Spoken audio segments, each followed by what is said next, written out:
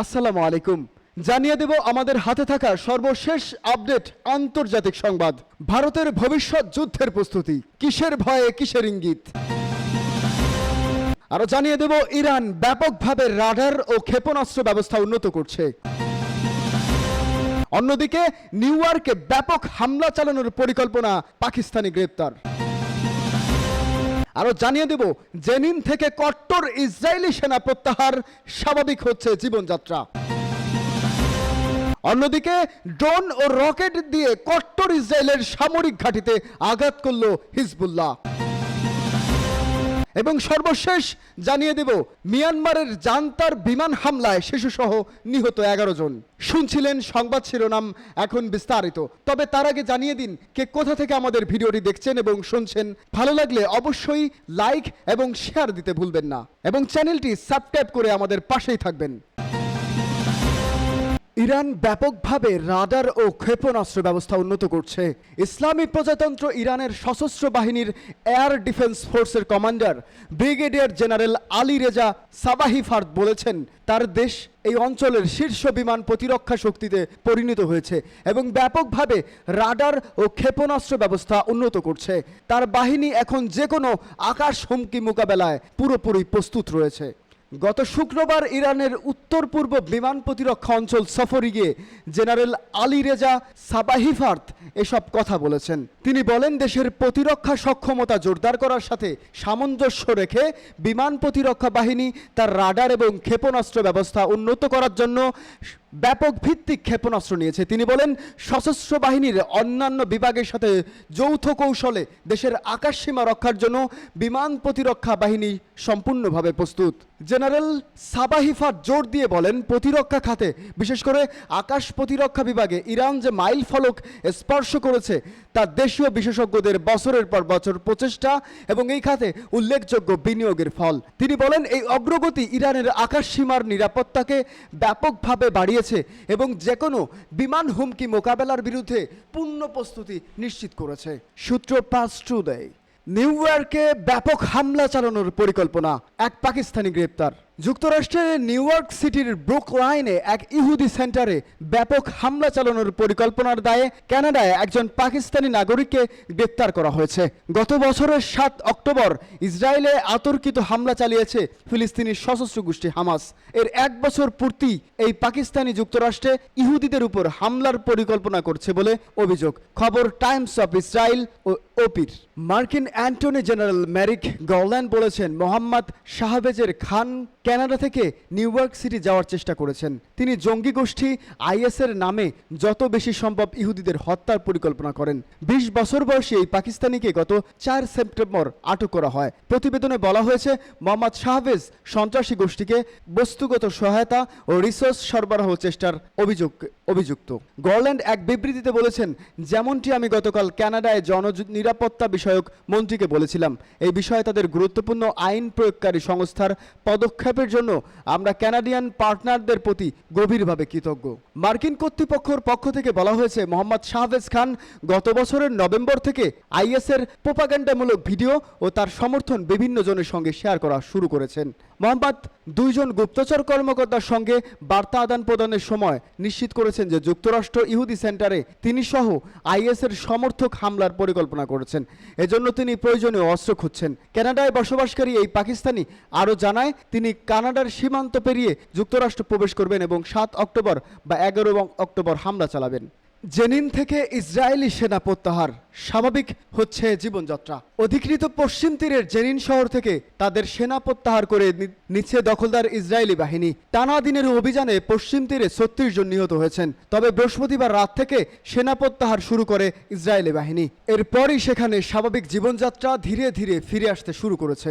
Israeli বাহিনী সম্প্রতি জেনিনে বর্বর অভিযান পরিচালনার পর শহরটি এক প্রকার অচল অবস্থা ছিল। নেতানিয়াহুর বাহিনী শহরটি ঘিরে রাখার ফলে স্থানীয় জনগণের দৈনন্দিন জীবনযাত্রা ব্যাহত হয়ে পড়েছে এবং ভীতির পরিবেশ সৃষ্টি হয়। গত 28 আগস্ট ইসরায়েলি সেনাবাহিনী পশ্চিম তীরের জেনিন সহ বেশ কয়েকটি শহর ও গ্রামে সামরিক অভিযান শুরু করে। বেশ কয়েকটি ধ্বংসাত্মক অভিযানে সাঁজোয়া যান ও বুলডোজার ব্যবহৃত হয়। এ সময় জেনিন বাস্তু শিবির থেকে পালিয়ে যাওয়া বাসিন্দারা পুনরায় তাদের বাড়িতে ফিরে আসতে শুরু করে। ফিলিস্তিনি সশস্ত্র গোষ্ঠীগুলো শক্তিশালী ঘাঁটি হিসেবে পরিচিত এই শহরে ইসরায়েলি বাহিনী দীর্ঘদিন ধরে অভিযান পরিচালনা করে আসছে। শুক্রবার ইসরায়েলি বাহিনী এক বিবৃতিতে জানায় তারা জেনিন এলাকায় সন্ত্রাস বিরোধী কার্যক্রম পরিচালনা করছে, যদিও সরাসরি সেনা প্রত্যাহারের কথা উল্লেখ করেনি। বিবৃতিতে আরও বলা হয়, ইসরায়েলি নিরাপত্তা বাহিনী সন্ত্রাস বিরোধী অভিযানের লক্ষ্যে অর্জনের জন্য কার্যক্রম চালিয়ে যাচ্ছে। জেনিনে পরিচালিত অভিযানে ইসরায়েলি বাহিনী 14 জন হামাস যোদ্ধাকে হত্যা করেছে এবং 30 জন সন্দেহভাজনকে আটক করেছে। সেই সঙ্গে রাস্তায় পুঁতে রাখা প্রায় 30টি বিস্ফোরক সরিয়ে ফেলেছে। ফলে বিবৃতিতে জানানো হয় এছাড়াও তারা 4টি বিমান হামলাও পরিচালনা করেছে। এদিকে জেনিনে সংঘর্ষ চলাকালে একজন ইসরায়েলি সেনা নিহত হয়েছে। হামাস ও ইসলামী জিহাদ উভয়ই জানিয়েছে নিহতদের মধ্যে কমপক্ষে 14 জন যোদ্ধা ছিল। স্থানীয় বাসিন্দা 48 বছর বয়সী 7 সন্তানের বাবা আজিজ তালিব ও তার পরিবার বাড়িতে ফিরে এসে দেখেন ইসরায়েলি সৈন্যরা তার বাড়িতে অভিযান চালিয়েছে। তিনি বলেন, আল্লাহকে ধন্যবাদ যে বাচ্চারা আগের দিন এখানে ছিল না, তারা পাশের বাড়িতে ছিল। যদি তারা এখানে থাকতো তাহলে তারা সতর্কতা ছাড়াই তাদের মেরে ফেলত। অধিকৃত পশ্চিম তীরের শহরগুলোতে ইসরায়েলি সেনাবাহিনীর অভিযান নতুন কিছু নয়। প্রায় তারা নিরাপত্তা অভিযান চালানোর অজুহাতে তল্লাশি ও আটক কার্যক্রম পরিচালনা করে, যা ফিলিস্তিনিদের জীবনযাত্রায় বিরূপ প্রভাব ফেলে। স্থানীয় বাসিন্দারা এ ধরনের অভিযানের বিরুদ্ধে ক্ষোভ প্রকাশ করেছেন এবং তারা আন্তর্জাতিক সম্প্রদায়ের প্রতি ইসরায়েলি বাহিনীর এ ধরনের পদক্ষেপের বিরুদ্ধে ব্যবস্থা নেওয়ার আহ্বান জানিয়েছেন। শহরের পরিস্থিতি এখন স্বাভাবিক হতে শুরু করলেও এ ধরনের ঘটনার পর মানুষের মধ্যে উদ্বেগ রয়ে গেছে এবং তারা ভবিষ্যতে আবারও এমন কোনো অভিযানের সম্মুখীন হওয়ার আশঙ্কা করছেন। সূত্র আরব নিউজ।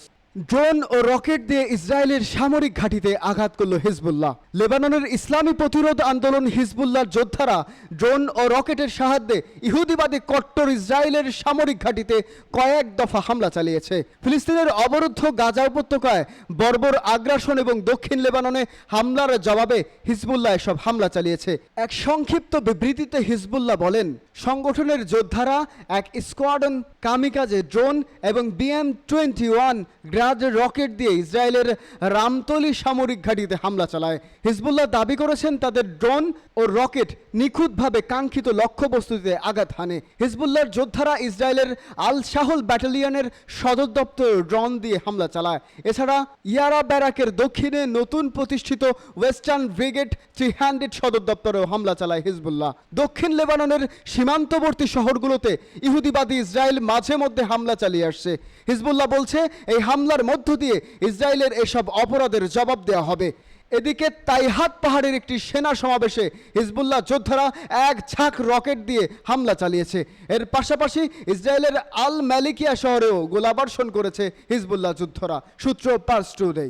মিয়ানমারে জান্তার বিমান হামলায় শিশুসহ নিহত 11 জন। মিয়ানমারের উত্তরাঞ্চলীয় শান প্রদেশে জান্তা সরকারের বিমান হামলায় 11 জন নাগরিক নিহত হয়েছে। এতে আহত হয়েছে আরও 11 জন। হতাহতের সবাই বেসামরিক। নিহতদের মধ্যে 5 জন পুরুষ, 4 জন নারী ও 2 জন শিশু রয়েছেন। দেশটির সামরিক জান্তা বিরোধী ক্ষুদ্র নিগোষ্ঠীর সশস্ত্র এই সংগঠনের মুখপাত্র শুক্রবার এই তথ্য দিয়েছে খবর AFPর। 2021 সালের সামরিক অভ্যুত্থানের মাধ্যমে ক্ষমতায় আসা জান্তা সরকার বর্তমানে ব্যাপকভাবে সশস্ত্র প্রতিরোধের মুখে পড়েছেন।